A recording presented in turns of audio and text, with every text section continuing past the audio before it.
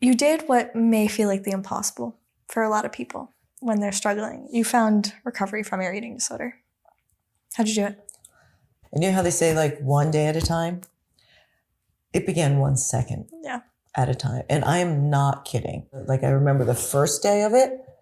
I remember the first day of my recovery. And I was in Arizona performing and I went, it was lunch break. I went to isolate because it was food time and to struggle between how I was going to deal with the voices in my head, the pulling me back and forth.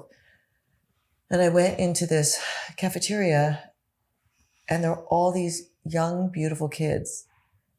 I can still see them.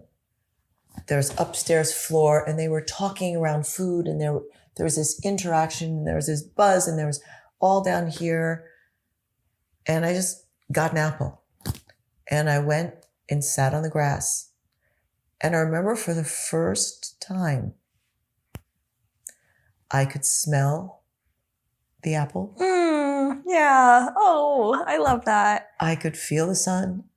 I could smell the fresh mowed grass. I looked up at the mountain. I was in Arizona. There was a big A on there. I saw it. Yeah. I was present. Yeah. I tasted my food. And I remember going, okay, step one. And man, I fell so many times. Yeah. I had to go, okay, so what? Yeah. Let go. Don't feel shameful. And the span became longer and longer. Sometimes I would yo-yo. And then when I got that under control, I realized that I had no cues left in my body. Yeah. I didn't know whether I was hungry. I didn't know whether I was full. So I would watch other people eat and try to figure out, okay, who's eating the right amount? I know there's no right amount, but I had no clue. Yeah, no concept of normal. Concept of what I should be eating. Right. Or when I should be eating. And so I would watch what other people ate to figure out. I'd be at a restaurant. I'd be like, okay, well, they had a piece of bread. I could have a piece of bread. They ate this. I could eat that. Okay. And then I couldn't have anything with sugar. Like anything with sugar would trigger me. Now we all know that I am the dessert thief. You are the dessert thief. I am the dessert thief.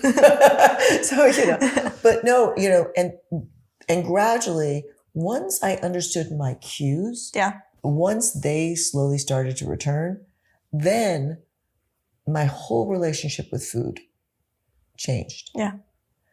I could be like, no, I want that. And, or no, I don't want that. Or no, I don't want that. Yeah. No, you see, I'm like, not hungry. Yeah. Wow, I'm not hungry. And that's okay. Yeah. And it doesn't mean anything. It doesn't mean anything. It just means I'm not hungry. It just means I'm not hungry. Yeah. I just try to listen and eat intuitively. That, Kathi, seems like someone else at this point in my life. Isn't it so cool to have preferences about food too? Oh my gosh, absolutely. To say, oh, I like that. I don't like that. Right. And being allowed to eat it? Yes. I have to say there isn't a lot that I don't like.